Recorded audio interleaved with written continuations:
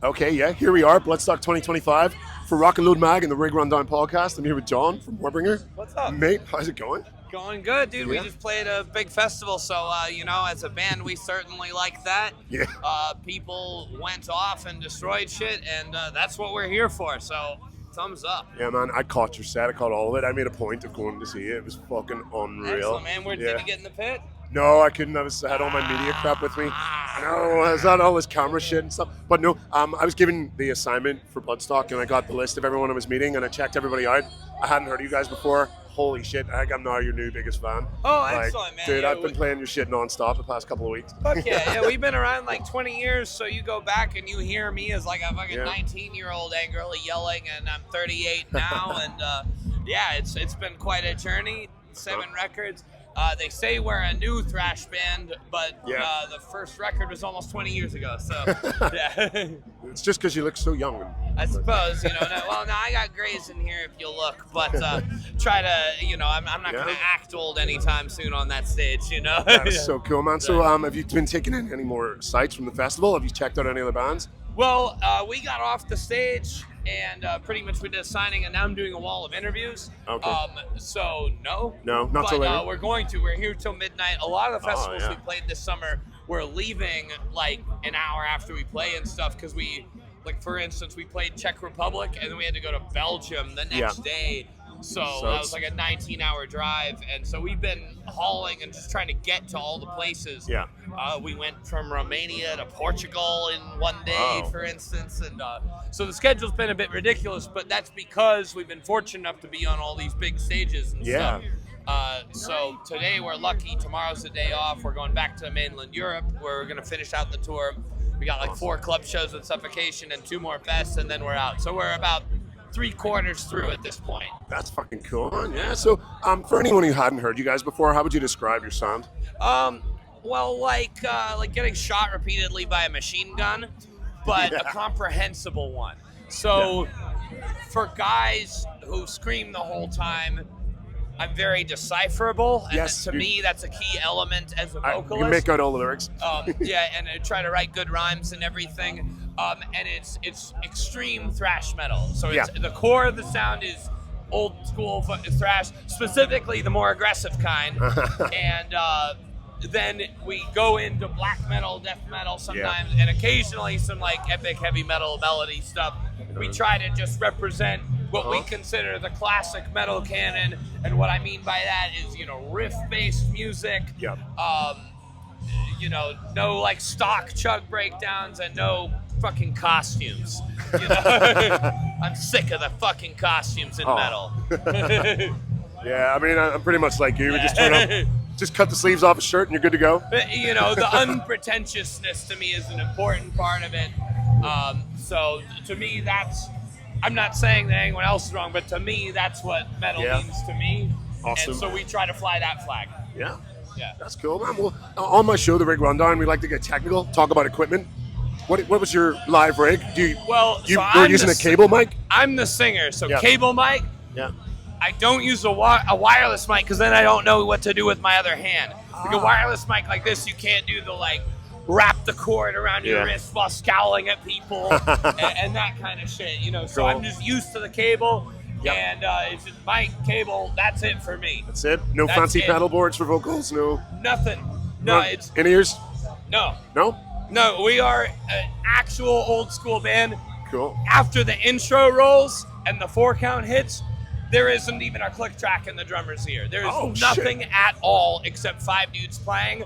And the fact that that's rare is sad. That makes it even all the more impressive. No track. So we are just a band like you would see before they found out all these kind of like cheat codes for bands. There's no tracks, nothing. Wow. Well, dude, I was impressed. And for us, that's what it means. By the sweat of our brow, you will hear the riffs. You will not see a more authentic band this festival. Awesome. Well, I appreciate it, man. That's what we're after. That's what we value in metal, so we try to bring that forward for everyone else, and I think it shows. I think people can tell, and I think people can feel the difference of like, oh, that's like a real band. Yeah. Because that's not, sadly, a given in our day and age, I think. Sure, yeah. There's so much ways you you can lean on tracks basically, and a lot of bands do, and people are apparently fine with it, but not me. You're calling them out. Awesome, dude. So you're from LA? From Los Angeles. I've lived in North Central Florida the last couple of years. I had to escape the city because a modern city is a kind of dystopian hellscape to me, and I just couldn't handle it anymore. So we moved to the middle of the goddamn swamp. Yeah. My wife and I live in the swampy forest. We got a lake and stuff, and we bought an abandoned house that had been left for 13 years, and I'm still renovating it. I'm in the process of putting tile on the floor right now. Cool. And it's cool because that is ours. We are stamping it, and you know, we lucked out because the place is abandoned. We get this chunk of property that people like us could never normally get. Hell yeah. So now the question is how to make a living in the middle of goddamn nowhere, and you know, I'll let you know when I figure that out. That's the next thing to figure out. So what was the scene like in LA when you were coming up? So we came out in a pretty special time in the LA metal scene, where it's what they called the new wave of thrash was beginning to happen. Now in the UK, there was bands like Evil and Gamma Bomb that were going around that time. And the USA, we were like right on the cusp of it. There was like Merciless Death and Fueled by Fire, and then Warbringer and Bonded by Blood and Ex Mortis, which, though not a pure thrash band, is a sick metal band that's thrash adjacent. And all these bands were local bands that were able to pack out like big venues for a while because there was just, I think metal had become very saturated with this very like homogenous kind of like metalcore laden sound where you hear the same breakdown a million times, and there just wasn't the soul or passion or the fucking rock that a lot of people like in metal, such as myself. So I think that thrash, like classic old school thrash, struck a nerve in that time. Yeah. And because metal had become so calculated and technical, that something just raw and vicious, and it was straight up 18-year-olds playing it. Yeah. And that had an energy to it that modern metal, I think, had lost. So was it quite a magical time back then? It was a pretty special time. Yeah. That got us our start. So it was a pretty cool thing. And we're some of the few survivors from that period. And I think our career since then has been to keep that core mission statement of being like a real, proper, old school metal, thrash metal band. Yeah. While progressing the songwriting and making it as advanced as we can within the original mission statement. So that's been kind of the whole band's career has been one of taking where we started and refining, and I think that's basically what we've done, and I think we've been pretty successful at it. That is awesome, bro. So where did you guys record? Do you hit the studio with a producer, or do you self-produce, DIY? No. We've used a producer on every record. I'm not like a studio guy. I'm a guy who screams at you and writes rhymes.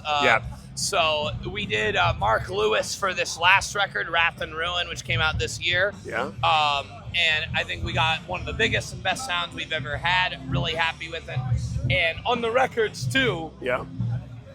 Everything you're hearing is the performance. We are doing the no short. And Mark Lewis is really big on let's get the tones that are going in perfect. There's like no, we'll fix it with editing.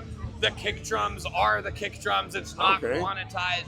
I've been surprised in my time working with producers at how accepting they can be about that, and they're like surprised when we just play our parts. Yeah. Despite them being really fast. You get super prepped and go in ready. Right. Well, and just we have part of the prep is just being a live band that's played a million shows. Yeah. There's no substitute for it, and I don't think we could be where we are without the just sheer time we've put in. I don't think I would be the singer I am. I played somewhere between 15 and 1,700 shows. Yeah. So it's there's just no substitute for that.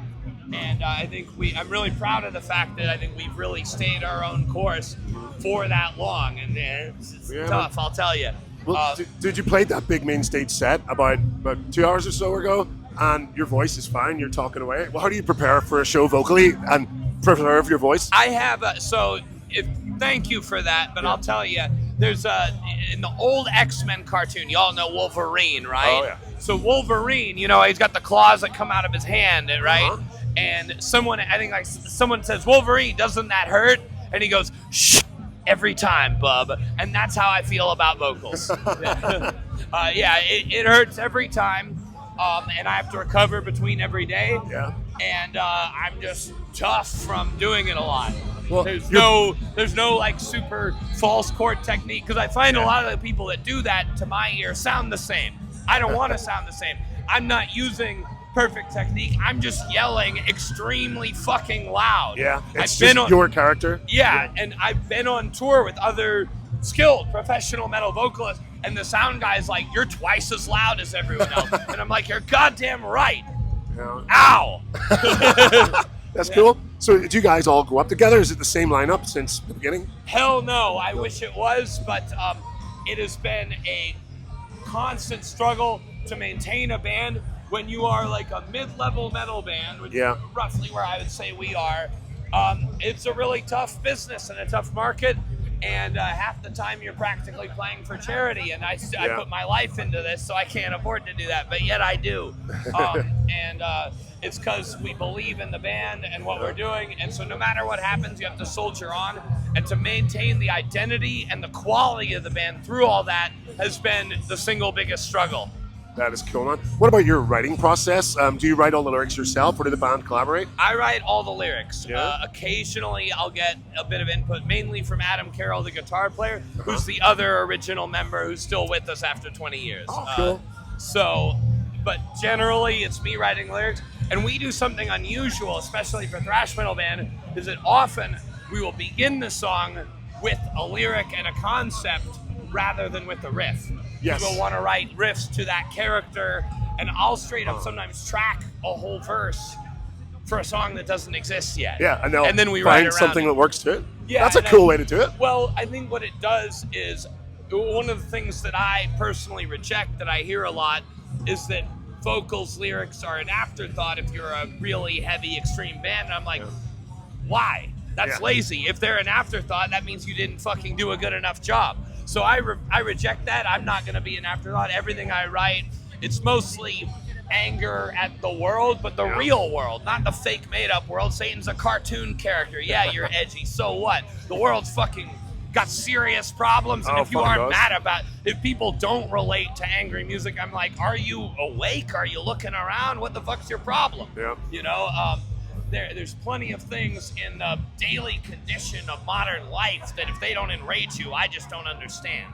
No, you're absolutely right, bro. I try to channel that, and I try to write that from the heart. There's actually like some real emotion there. I get sad sometimes in our thrash band, which is also a bit unusual. So we've written like epic. I tend to write a lot about history, generally from the lens of like, you look at history and you're like, this is the best we can do, you know.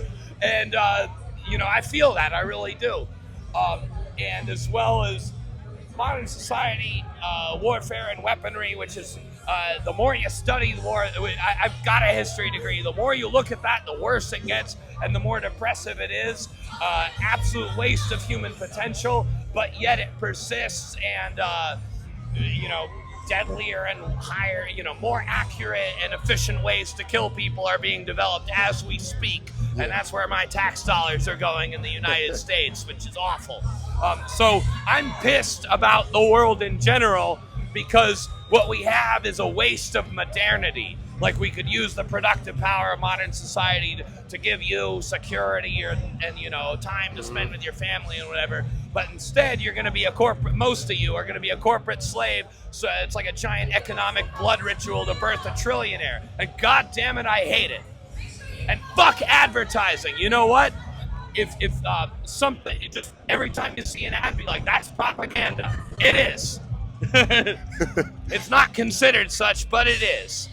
Yes. So I'm just pissed off at you know, corporate cyberpunk fiefdom world, where we're gonna develop AI and stuff, and what it's gonna do is, rather than enrich people, it's gonna impoverish them. Everything's backwards and awful. I'm fucking pissed. Fair enough, bro. I'm sorry to have got you angry. No. It's worthy, because either It goes into the art. Either A, metal is a teenage phase that your mom says you'll grow out of, or B, it's legitimate art. I take position B. I agree. I'm not pissed for no reason.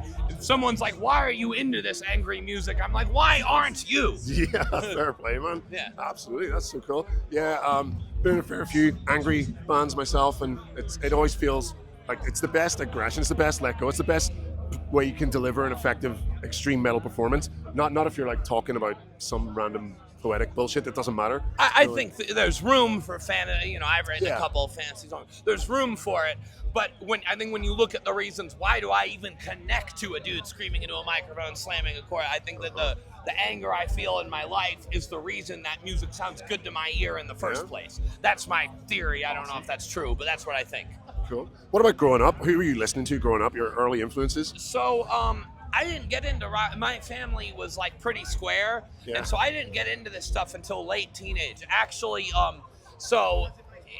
when I was in high school, it was like the new metal era, and I was into that for a second, which brought me in, and I still like a lot of the songs. Then I went to Ozfest 2001. I saw Black Sabbath, and I pretty much started there and went up the tree of metal from there, almost chronologically, which was really cool. And given the time we're in, would that have been like the history student within you? Absolutely. Well, heavy metal is cultural history. Absolutely. How you get. The fact that Black Sabbath tuned down has to do with Tony Iommi's job at the factory where he cuts off his 2 fingers. Yeah. That's not irrelevant. Nor is the sound of the mechanical, like, gish, gish. When you look at where it comes from, we were in Birmingham, UK, the birthplace yesterday. That was an industrial, slummy city. That's where it comes from. And to neglect that and say, it's all fantasy nonsense and dragons, whatever, the escapism comes from that too, I believe. So I think heavy metal is a real valuable artistic genre that can do something for your heart and give you an outlet that you wouldn't otherwise have. And, again, I'll just say I reject the notion that it's some juvenile fucking thing. I think it's a real legitimate thing, and I think Sabbath is a great starting place for that. We just went to the Black Sabbath Bridge, and yes, of course. It's moving to see. I started out with Ozzy Osbourne, Black Sabbath, and that era of them being an existing band has now passed, and we're seeing it more and more, but I still fucking listen to the same records, and you know what? They sound the same as they ever did. Yeah. I was lucky enough to catch Black Sabbath live as well, and unfortunately now we won't again. R.I.P. Ozzy. Yep, indeed. He meant a lot to a lot of people. I think he was... me included, and you probably too if you're the original watching this. pioneer. Yeah. That's cool. Awesome. It's not too often that some random guys come up with a whole new genre. Yeah, that is rare, and that hasn't happened in a while as far as I can tell. Yeah, absolutely. Well, dude, Jake, you played the main stage. I caught your set. It was fucking incredible. Like I said, when I was given the list of bands to check this out, I think you are my new favorite band. Not even bullshitting. Hope so. Dude, you tick all the right boxes. It's angry. It's fucking edgy. It's authentic. Yeah. We ain't aiming for number 2, man. We want to be the best goddamn thrash band around. And tell me who has a better run of records in the 2000s era. I don't know any personally. Fantastic, man. Yeah. Thank you very much for speaking with us. This has been great. It's been great to meet you, dude. Thank you so much. Thank you very much. Yep. Here with Warbringer for the Rig Rundown and Rock and Roll Mag at Bloodstock 25. Thank you.